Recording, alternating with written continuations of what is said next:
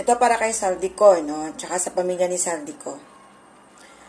Kami, nagpapasalamat din kami sa ginawa mo na Saldico. Kahit na nasaktan talaga kami sa ginawa mo doon kay PRRD at kay VP Inday. Pero, at sa ginawa mo talaga sa bansa. Oo, nasaktan kami. Pero, mag-ingat kayo. Ito na yung pananawagan namin sa inyo para mag-gain nyo uli yung trust ng tao. At nagpapasalamat kami sa iyo. Ingatan mo yung sarili mo. Dahil papatayin ka talaga nila. Wala talaga itong mga Marcos Romualdez na to, wala talaga tong takot.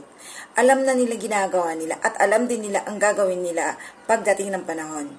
So, lalong-lalo na tong si Lisa Marcos, dahil si Lisa Marcos talaga ang promotor ng mga patayan na yan. Speaking of patayan, alam naman natin kung anong ginagawa nila para patahimikin yung mga tao na gustong magsalita. So, ngayon, yan, nasabi na yan noon ni Agent Morales kung anong ginagawa nila. Maliwanag yun.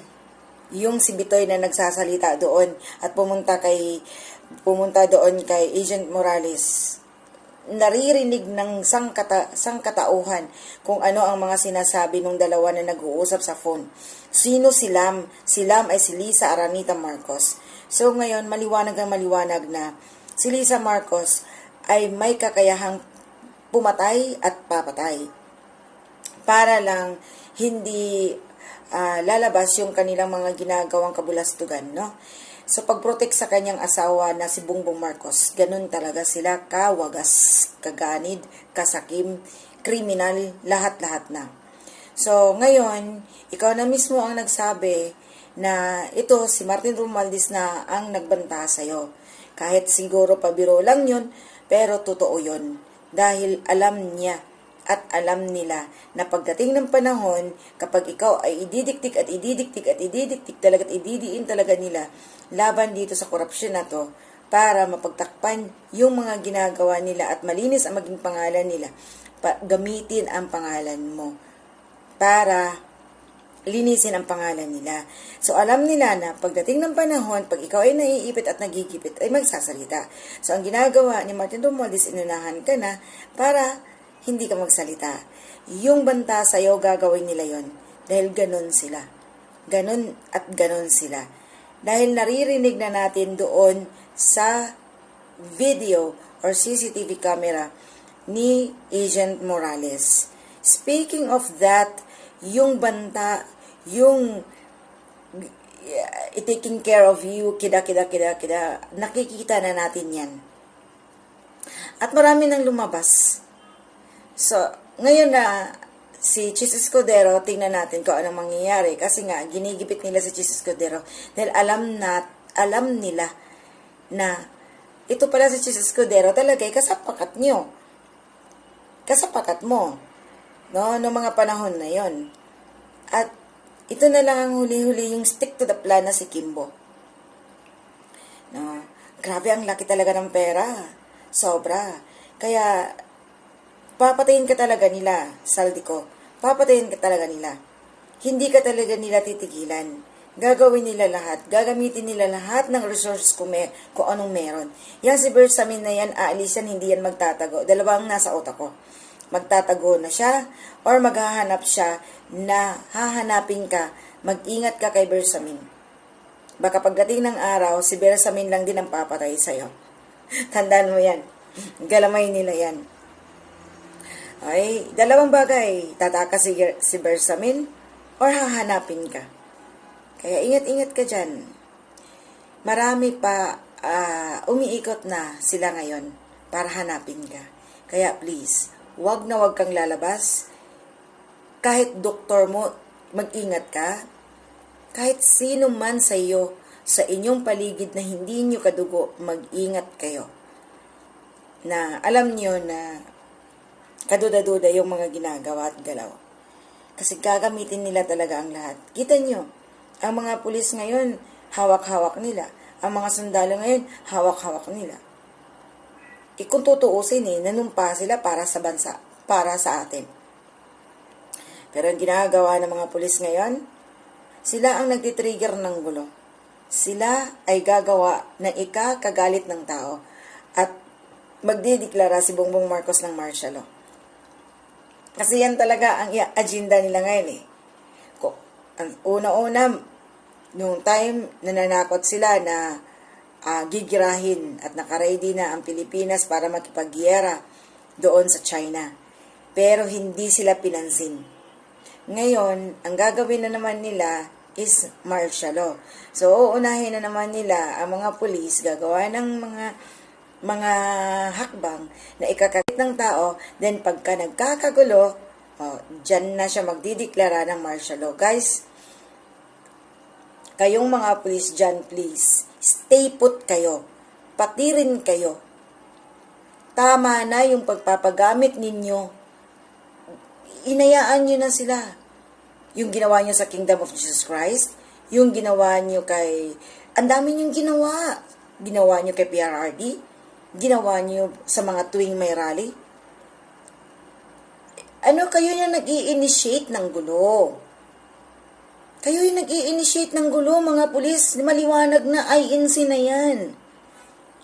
Yung nagrarally ngayon, nakikiusap sa inyo. Please. Huwag kayong magpapakita na kayo ay mga bayaran, kayo ay paid, kayo ay tuta ng mga politiko. Hindi kayo sa politiko at yung mga politiko na yan na sinusunod nyo ay yung mga magnanakaw at ganid. Sila yung mga pumapatay ng mga inosinteng mga sibilyan na mga kapwa nating Pilipino. Okay ba kayo? Okay pa ba kayo? Mga pulis dyan. Mga sundalo dyan. Kayo, lalong-lalo na kayong mga pulis. Nag-i-initiate kayo ng kaguluhan eh. Kayo yung nag-uumpisa. Lumayo kayo sa rally. Hayaan nyo yung mga tao. Huwag nyo, alam nyo, kayo lang din yung masasaktan. Ang buhay nyo ay hindi para sa mga sibilyan. Huwag niyong hayaan na ang sibilyan ang papatay sa inyo at sasaktan kayo. At huwag kayong iiyak-iyak na sinaktan kayo ng mga sibilyan kasi nga kayo yung nag-i-initiate ng gulo. Yan ang problema sa inyo. Please. Ginagamit kayo na tool para mag-declare siya ng martial law. Nakuha niyo ba? Dapat nga kayo yung magdeklare. Kayo yung magdeklara, mag-revolutionary government na tayo, magkudita na tayo, dahil grabe nang ginagawa nila na to. Para sa bayan, para sa mga namamatay na sibilyan, para sa mga biktima ng mga ninanakaw nilang pera, para sa mga flood control. Alam nyo, napakamanhid nyo. Grabe ang kapal ng mga pagmumukha nyo. Huwag nyo hahayaan na kami mga mandidiri sa inyo. Madadama yung mga iba na inosente. Tandaan niyo yan. Marami pang pulis dapat magbago. Yung sila yung mismo, yung magbitbit para sa ating bansa. Pero hindi. Kapal ng mga pagmumukha nyo, gagawa kayo. Kayo yung, kita nyo, binabarkadahan nyo yung Malacanang. Ang Malacanang is for the people. For us, Filipino. Hindi po yan para sa politiko. Kita nyo si PRRD nung kapanahonan niya. Welcome lahat. Kahit yung mga taong nasa laylayan, welcome lahat sa Malacanang. Dahil yan ang Malacanang ay para sa Pilipino. Pero anong ginagawa nyo? Binabarikadahan nyo. To protect the ganid. To protect the devil. To protect the demons inside the palace. Alam nyo, napakawalang kwenta nyo. Huwag nyo sabihin na sumusunod lang kayo sa utos na hindi kayo susunod. Tatanggalin kayo sa pwesto. Hindi. Magkaisa kayo. Hubarin nyo yung damit nyo. Putang ina kayo. Philippine National Police. Hindi kayo Philippine for Politics Police. Kapal ng mga pagmumukha nyo. Huwag nyong gamitin na pwede nyong hubarin yung mga mit nyo na yan. Putang ina, magsibilyan kayo. Huwag kayong sumunod dahil hindi yung mga politicians na yan, na mga ganid, na mga devil dyan sa Malacanang ang nagpapasahod sa inyo, kundi kami. Kaming Pilipino ang nagpapasahod sa inyo. Hubarin nyo yung damit nyo, putang ina kayo, mga pulis kayo. Philippine National Police, kapal ng mga pagmumukha nyo. Kayo yung nag-i-initiate ng gulo. Huwag nyong sabihin sa amin ngayon na sumusunod kayo sa utos ni Bongbong Marcos.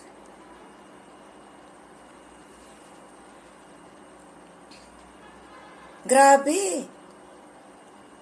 Hindi si Bongbong Marcos ang nagpapasahod sa inyo. Mga hayop kayo, bobo na kayo, tangina nyo.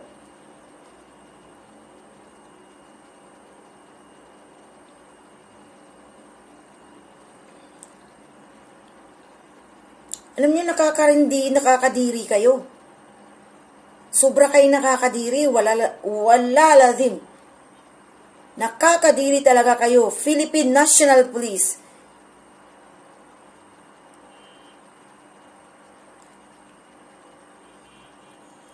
Kapal ng mga pagmumukha nyo. Huwag kayong sumunod sa utos ng isang politician. Kaliwaliwanag na yan.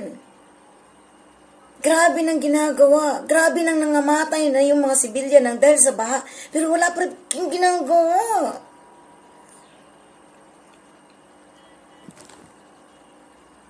Ako wala akong takot talaga magsalita dahil sibilyan ako.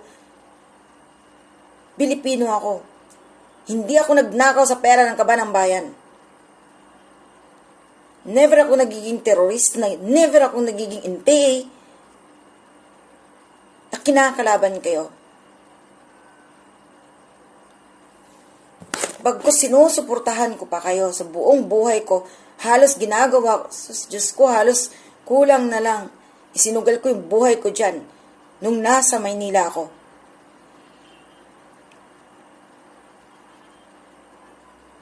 Yung mga bagong pulis dyan, yung ngayon pa lang, mga ilang taon pa lang silang nagiging pulis, lalo na yung mga bagong nasa SAF, mga bagong mga intern yung iba, kapal na mga pagmumukha nyo, nasan kayo sa panahon ni Ninoy Aquino na talamak ang droga? Nasan kayo sa panahon ni Ninoy Aquino na talamak ang krimen?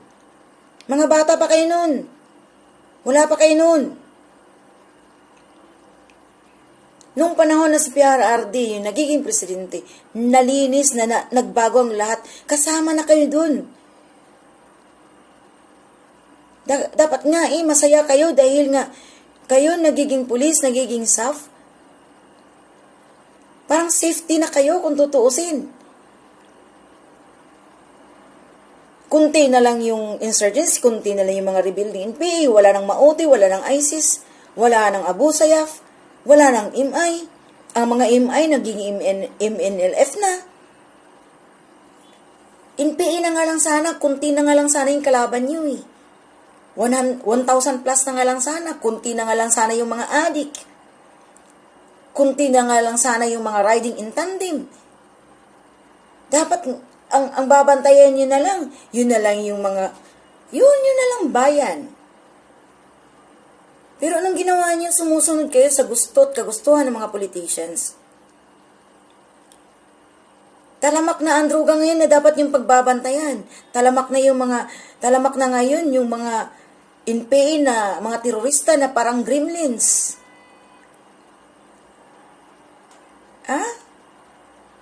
Hindi ba kayo nakakaintindi at nakakaunawa? Tinanggal ang NTF-ELCAC ni Bongbong Marcos. Isang presidente tinanggal ang isang padir na para sa inyo sana. Ang NTF-ELCAC ay tulong yun para sa inyo na kayong mga minin uniform. Tulong yun para sa ating bansa. Tinanggal ni Bongbong Marcos, that means Bongbong Marcos is the head of the Communist Party in the Philippines. Kasi kung hindi, siya yung presidente, Tinanggal niya yung bagay na yan na nakabatas na. Nakabatas na, pero tinanggal niya. Nasaan ang confidential ni Bongbong Marcos, mga pulis dyan? Men in uniform. Ginamit ba? Tinulong sa inyo? Wala. Tapos kayo sunod-sunuran kayo? Sana mga matinik kayo dyan sa mga sa mga hadid na yan, yung mga hutaragis. Nakakaano kayo, Diyos ko. Makikita, anong ginagawa niyo dyan sa Malacanang? Nagbarikada kayo, nilagyan niyo ng mga wire, barbed wire. Sumusunod kayo sa utos ng isang magnanakaw, na isang ganid, na isang devil, na isang demon, na isang demonyo. Pera natin ninanakaw, sasabihin pa na kapag kayo susunod, matatanggalan kayo at kakasuhan kayo ng administratibo at hindi nyo naman kukuha yung inyong retirement fee at hindi nyo naman kukuha yung pensyon nyo. Kayo yung naglagay ng pensyon nyo, galing sa sahod nyo. Naghirap kayo para magkaroon kayo ng sahod at dun kinukuha ang pensyon nyo. Mga tungaw ba kayo? Tanga? Hindi sila ang naglagay ng para pensyon nyo pagdating araw kapag kayo na pensioner. Kayo mismo ang naglagay. Bubo ba kayo? Hindi nyo ba naintindihan yung mga ginagawa nyo, mga pulis dyan? Hubarin nyo yung damit nyo. Hubarin nyo.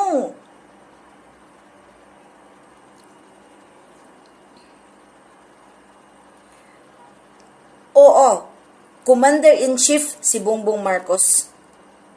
Pero hindi siya yung dapat yung sundin kung siya gumagawa ng kamalian.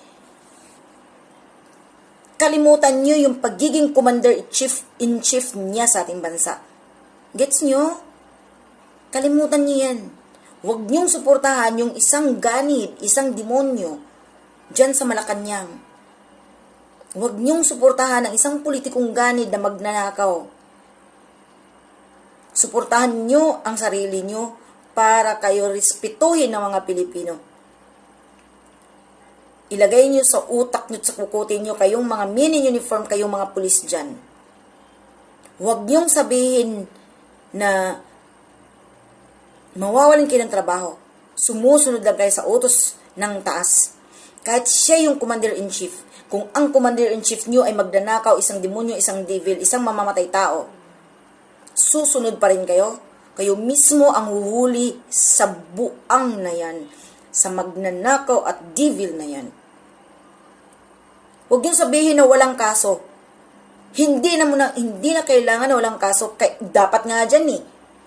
Putang ina, hindi na nga dapat yan kasukasuhan eh. Obvious na eh. Lantaran na eh. Dapat nga huhulihin siya, citizen's arrest eh. Kahit walang warrant of arrest. Yes!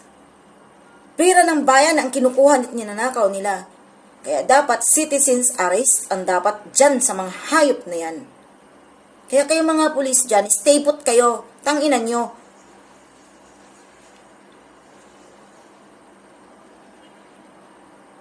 Ang kapal ng pagmumukha nyo, umakyat pa kayo sa Quirino Grandstand. Nagpunta pa kayo doon. Anong ginagawa nyo doon? Kapal na mga pagmumukha nyo, ang dami-dami nyo, nagpunta pa kayo, umakyat pa kayo doon sa hagdan. Nagpunta pa kayo doon sa grandstand, doon sa likod mismo ng INC rally. Kayo yung nag-i-initiate talaga ng kaguluhan. Magkano lang yung mga sahod nyo? Tanginan nyo, hayop kayo. Sumusunod kayo sa mga magnanakaw na bilyon-bilyon ang mga ninanakaw. Tapos yung mga sahod nyo, kinakalimutan nyo na hindi nga kayo tinutulungan eh. Ipinapakain kayo sa mga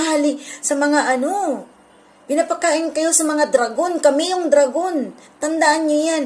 Ang mga halimo ang nagkukuman sa inyo para ipakain kayo sa dragon. Kami yung dragon. Kami yung mga tao. Pag kami galit, putang ina, hindi kami titingin sa inyo. Kapag ang tao galit, yari talaga kayo. Huwag kayong iiyak-iyak na sasabihin nyo. na gumagawa at sumusunod lang kayo sa utos nyo dahil trabaho nyo. Papatayin talaga kayo ng taong galit. Pag nagkaisa ang tao, kahit tingin nyo maliliit, tingin nyo mga sibilyan yan, parang dragon yan. Hindi na sila natatakot kahit may shield pa kayo, may shield kayo, may mga armas kayo, na akala nyo may mga batuta kayong dala. Hindi na yun natatakot sa inyo. Mas matindi pa yan dyan sa mga rebuildi na dyan. Tandaan nyo yan. Pag kaya gigalit yan, kahit pa yung mga INC, Kingdom of Jesus Christ, Jesus is Lord, akala niyo ba, pagka yan, puro biblical ang mga nasa bibig nila, kapag galit ng mga iyan, nakakalimutan at makakalimutan yung mga Bible verses na yan. Sama-sama yan, tandaan nyo, andyan yung mga Muslim, andyan lahat ng mga, pati mga Katoliko, magkasama ang 5 sikta, 5 relihiyon. Sobra kayo, grabe, ang tanga-tanga nyo.